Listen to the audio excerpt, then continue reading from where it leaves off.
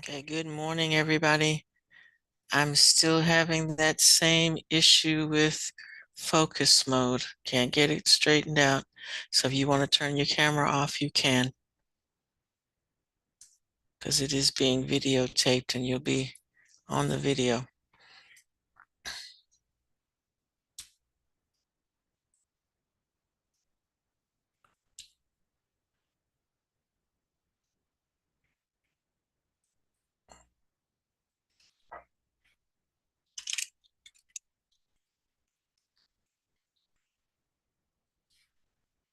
Now I can't type.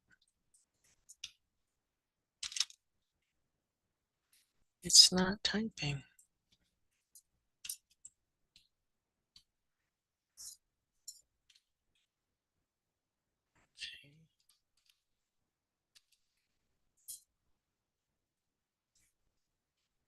All right, this is really getting to be something. There we go.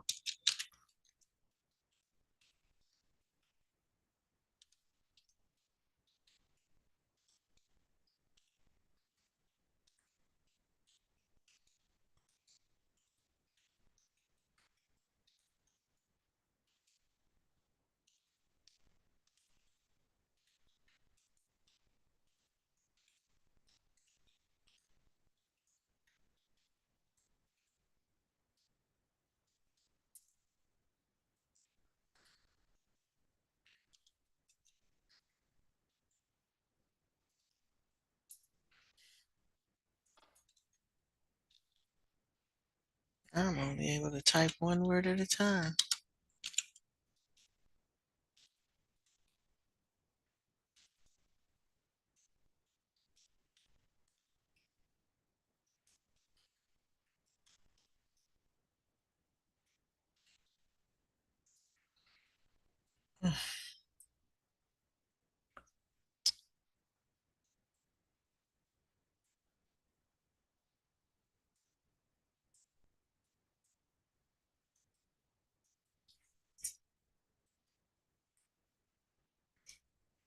All right, still. Good morning, good morning. If you just came in, still having that issue with focus mode, so you can turn your camera off if you like, till I figure out why it's doing what it's doing, or you can turn the camera to the ceiling. Either way. All right. Means I don't get to see your lovely faces, but we'll work it out. We'll get it worked out. Hopefully by the end of the day. I've done what Zoom told me to do, but that's not exactly doing. It's still not giving me the option to adjust focus mode, so I'll have to figure out what's happening. All right, we are in the unit in Canvas for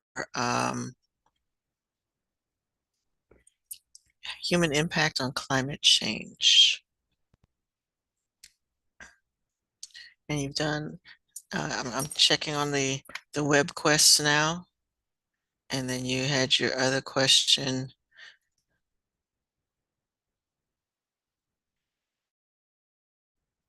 That we had from Bill Nye's video about um, that recycling would be something that would help with climate change, something because we're always looking for something that we can do. And he suggested that recycling. So my question to you was what can recycling do? And what you needed to do when we're answering that question is think about, and some of you did, think about the fact that the materials that can be recycled are materials that are created from natural materials.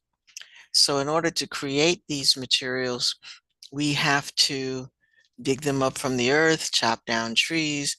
And so we are depleting Earth's natural resources in order to get these resources. So especially with the trees are responsible for helping us to cycle carbon dioxide out of the air.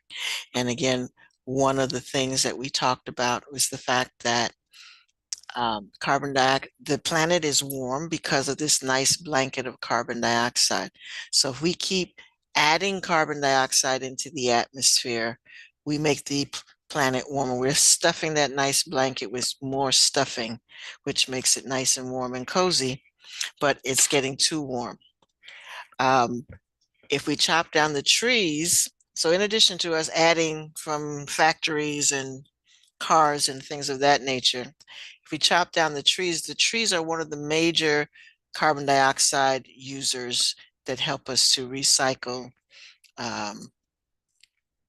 carbon dioxide out of the air. So if the trees aren't there to do that, then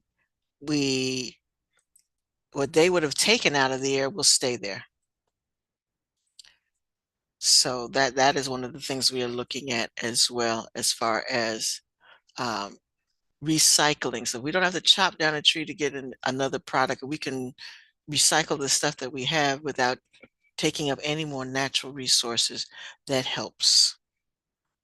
All right, if you just came in, good morning, good morning. I'm still not able to turn on focus mode, so you have permission today to turn your camera off. Otherwise, you'll be in the video. All right, or turn your camera to the ceiling. You can do that too. Either way. All right, so what I want to, so in your, one of the things, so I want you to be in, we're going to look at Canvas today. So one of the things I want you to understand is there's a difference between the word climate and weather.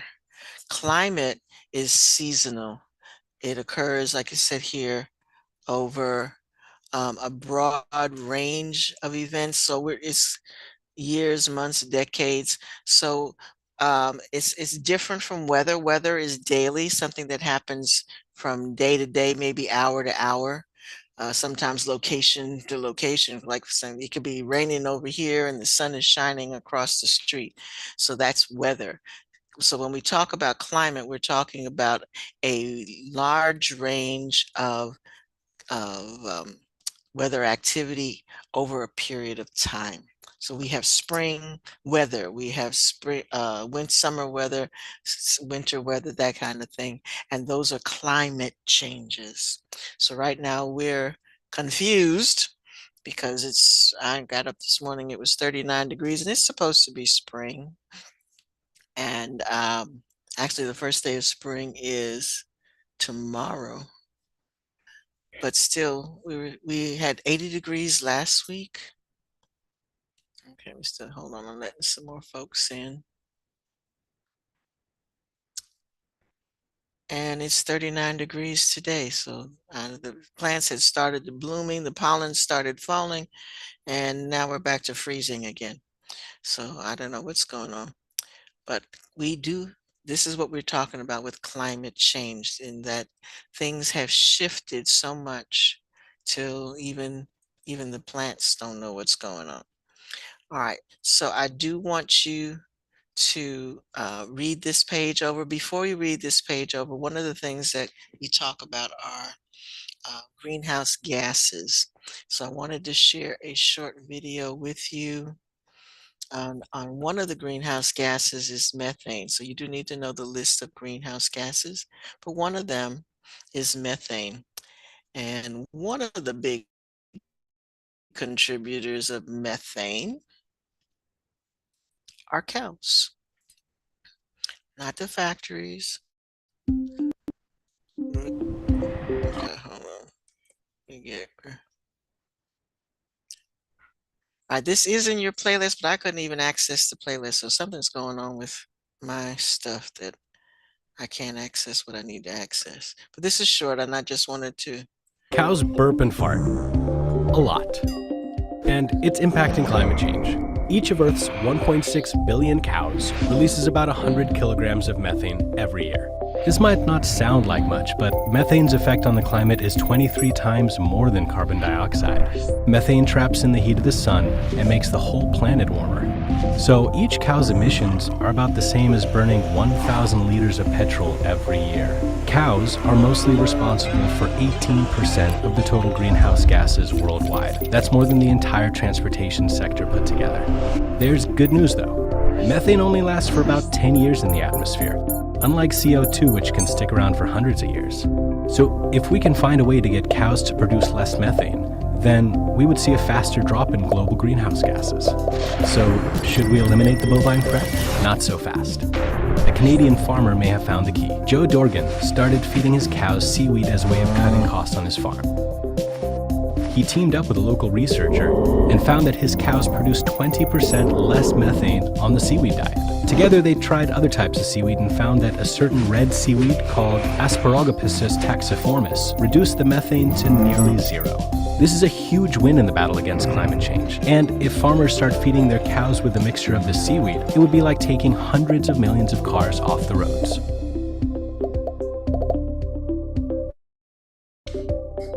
Okay, so I just wanted to share that with you because I know you kind of have a little rural area going on out there. The future of home shopping is here, and Make that go away and get back here. Where do I want to be? Right there. Okay. All righty. So I want you to read up on this page, look at the trends. I'm going to have an activity with you for you as well, as far as looking at climate graphs and trends in different areas. All right, if you just logged in, folks, my focus mode is not working. So if you want to turn your camera off, you can do that. Otherwise, you'll be in the video.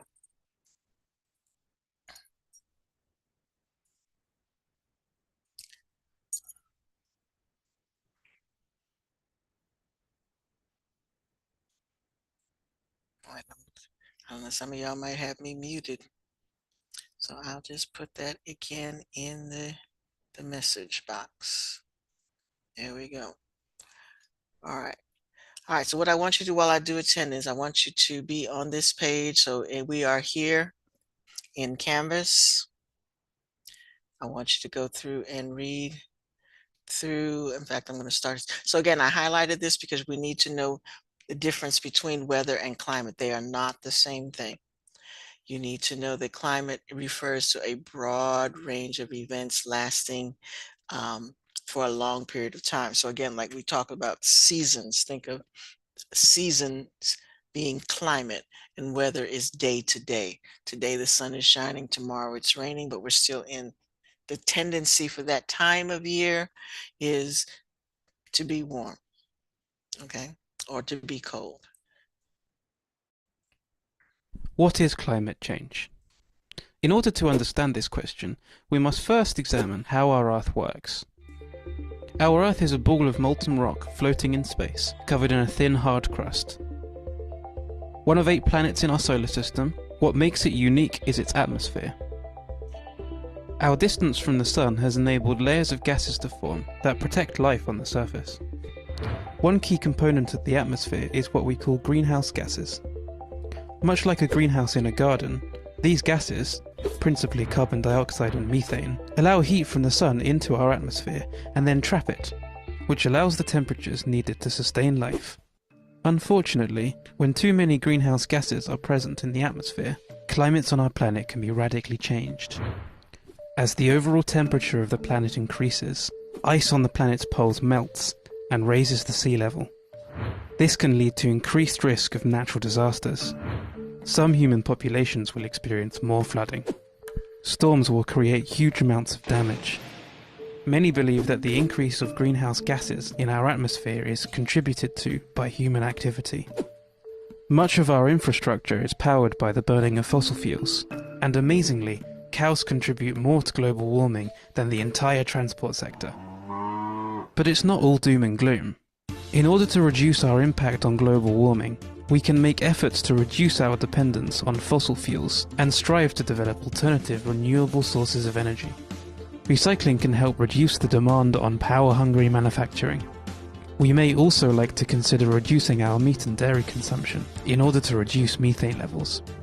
Ultimately, it is up to us how we would like to interact with our planet.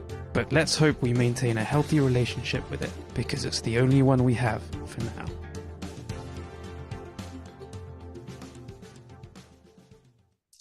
Okay, so that video alone answered two questions that you have.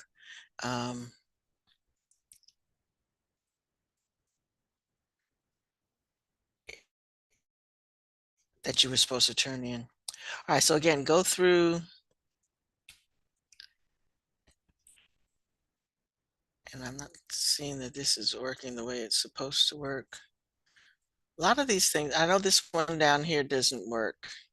This one is not working. And a lot of those slide things don't work. So just know that. See, that's not working either. All right, so don't worry about that. That one's not working. Do look at the graph. And again, I'm going to do attendance and I'll be right back. So read this page over, look at the videos. Also look at this next one, because my next question for you is about El Nino and La Nina. So we're going to come to, so when I come back, I'm going to come back to this page. All right, so start reading on the previous page and make your way all the way to causes of climate change. And I'll be right back.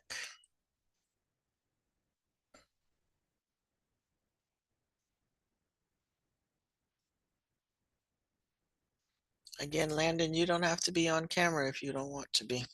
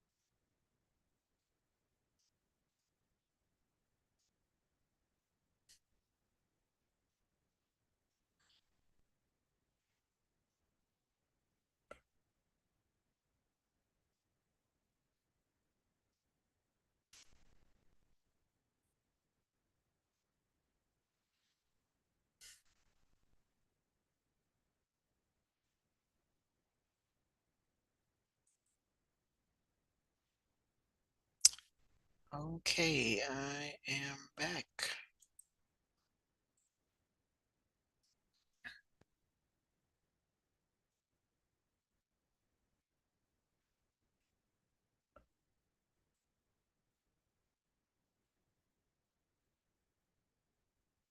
All right, so hopefully you had a chance to go through the first page. I am on that second page now in Canvas. Something's changing Earth's climate. Temperatures are rising. Ice sheets are melting. Weather patterns are changing. Sea level is rising. What's causing these and other changes? Time to round up the usual suspects. In ages past, big changes have been caused by volcanic eruptions, ocean currents, changes in the sun and Earth's orientation to it. And there's been that occasional giant asteroid. But none of these natural causes can explain what's happened to our planet in just the last 150 years. So what's the difference between today and a century and a half ago? It's how we live and work. Our industrial societies have changed more than the landscape. We've been burning fossil fuels. And that's added lots of greenhouse gases, including carbon dioxide to the atmosphere, which traps the sun's heat. That's why the Earth is warming, more and more as each year passes. So what's causing this climate change? All the evidence points to us. That's the bad news. The good news? It's a lot easier to change our behavior than any of the usual suspects.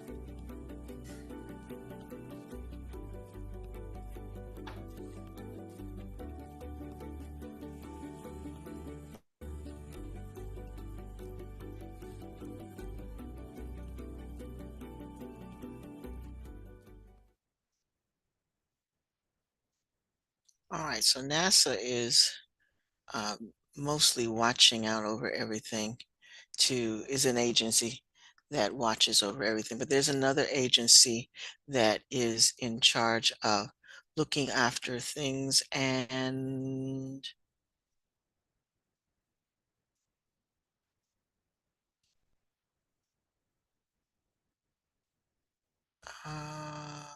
it's not listed right there. but it is a question that I have in the activity for you today. All right, so hopefully we'll get around to, but NASA is not the answer to the question that I have on your um, activity for today. So you'll have to tell me another one. All right, so again, climate are uh, usually described as things that are going on over a long period of time, but we also have some short-term changes as well.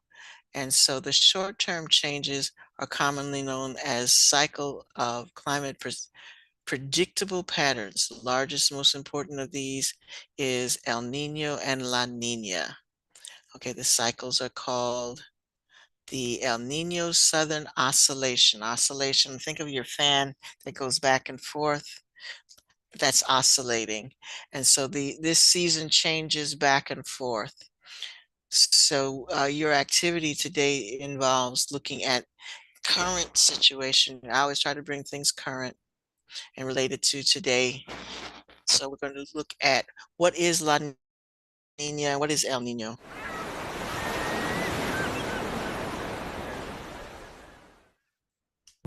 Warmer or colder than average ocean temperatures in one part of the world can influence weather around the globe. Boggles the mind, right? Here's how it works. During normal conditions, trade winds, which blow from east to west, push warm surface waters towards Asia, piling it up in the western Pacific. In some years, though, the trade winds weaken. The warm surface water moves eastward and reduces upwelling of cold water off the coast of South America. Climatologists call this El Niño. Its climate impacts show up mostly in the wintertime over North America. The warmer ocean fuels an intensification and southward shift of the jet stream. This brings flooding to the southern United States and warmer, drier conditions over parts of the Pacific Northwest, northern US, and Canada. But eventually, those trade winds pick up again and sometimes become even stronger than normal. When that happens, they blow the warm water back into the western Pacific and restart the upwelling of cool water towards the surface in the eastern Pacific. These strong trade winds are a signature of what is called La Nina, unusually cold conditions in the tropical Pacific that displace the jet stream northward. La Nina can lead to drought in the southern U.S. and cooler temperatures, heavy rains, and flooding in the Pacific Northwest. El Nino and La Nina together are part of a cycle that influences extreme weather and can impact food production, water supply, and even human health, not just in the U.S., but in many parts of the globe.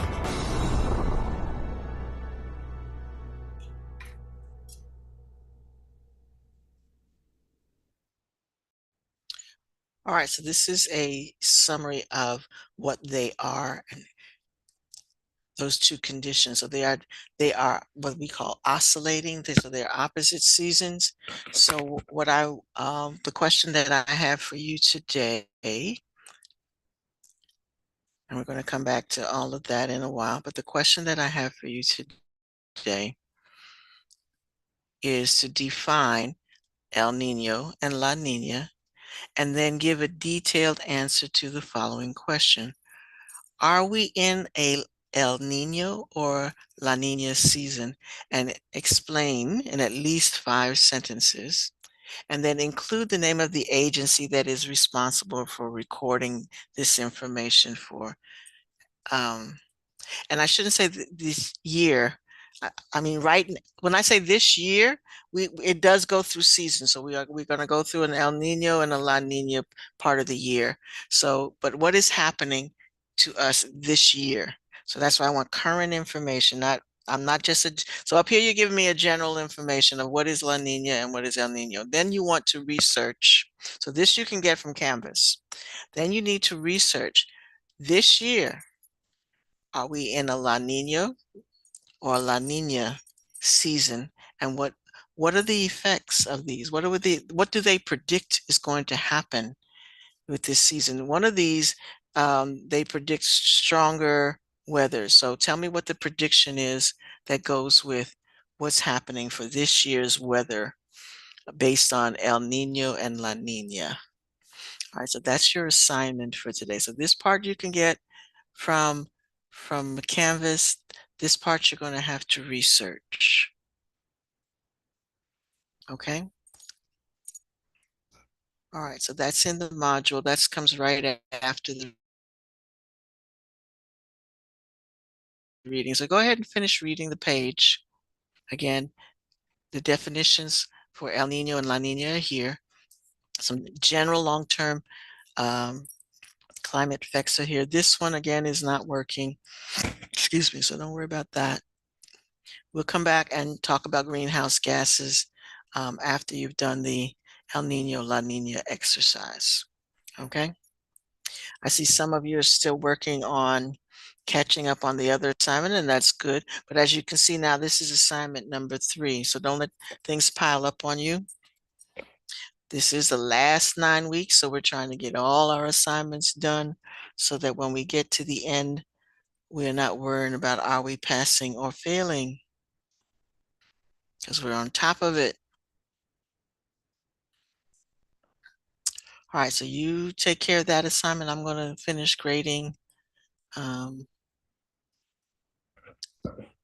the Global Climate Change web quest.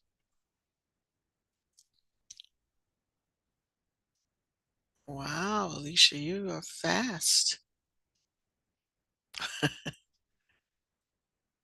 Got somebody who's done all 3 assignments already, folks. And then there are some of your classmates that do that. They're on top of it all the time. So those of you who are finding it hard to keep up, you need to find out from your classmates how they do it. Because I got some folks who have every assignment on time, and I have some folks who have no assignments on time. So put yourself in that category of I'm the one who always has my assignment on time. Who is it? Gabriella. Please check your climate change worksheet. The one you submitted didn't have all the answers on it, had mostly no answers on it. And folks, if you can do that before you submit a document, check it to see that the thing that you're submitting is the one that has the answers on it.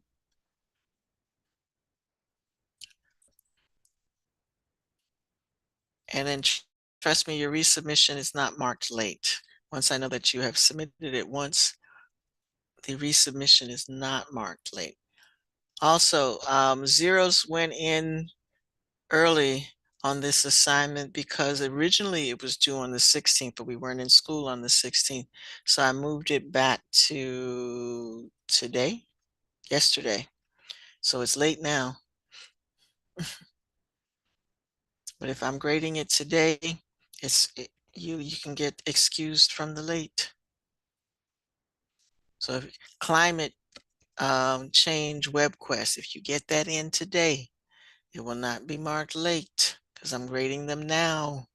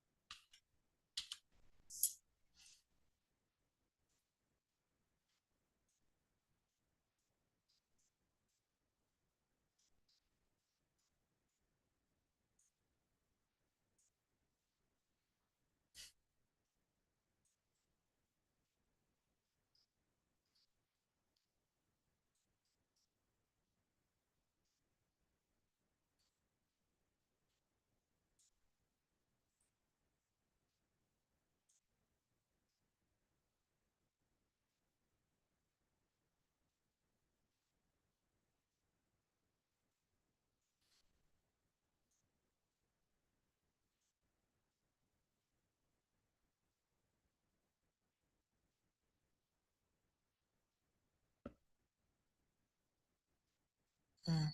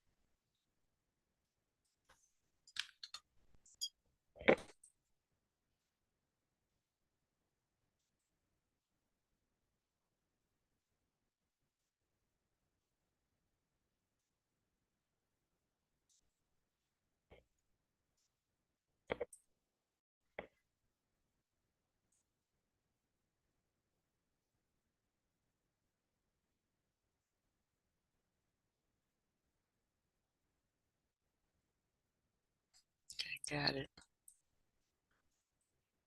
Again, folks, if you get your global climate change in today, there's no late charge going on there.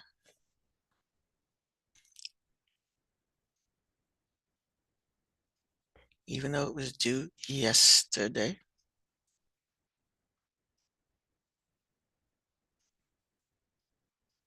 If you get it in today, I will take the late off.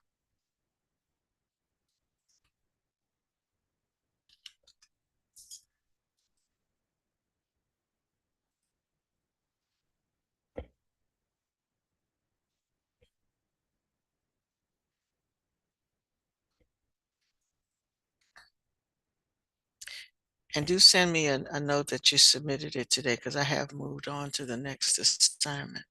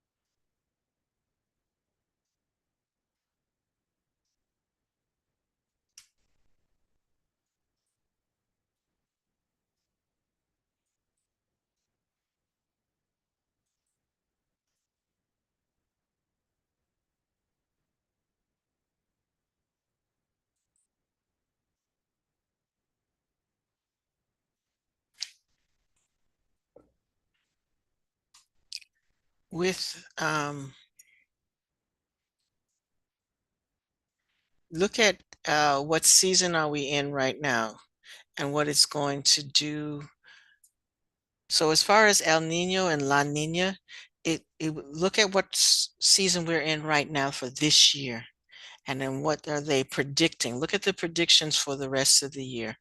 What kind of summer are they predicting that we will have? That's what you need to look at. The predictions usually talk about whether it's going to be a rainy season, a strong hurricane season. That's what you're looking for as far as information for the rest of this year. We're in a season now. We headed for some other events, so they will talk about that.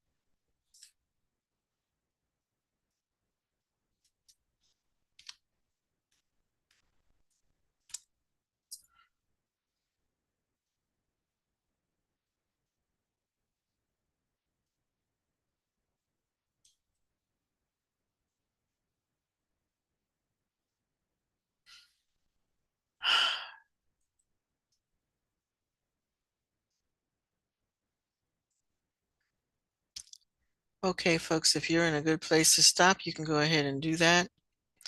Again, I have checked all of the WebQuest assignments. So if you get that in today, there's no late fee on it, but a couple of you still have that outstanding.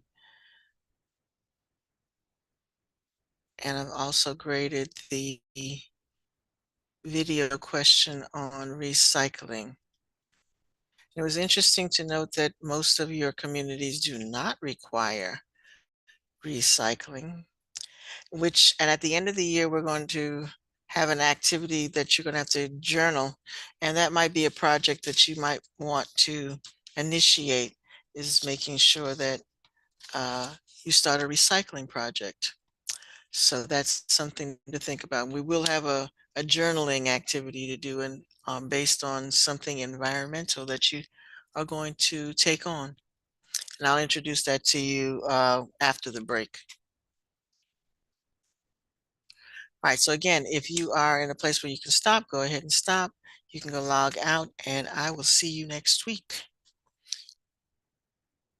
Have a good afternoon. Be safe. Be warm.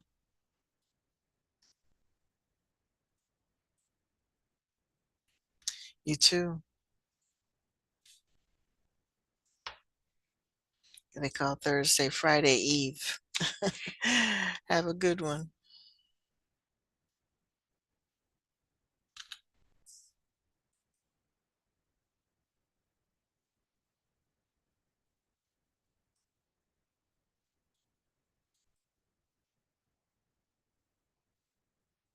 This is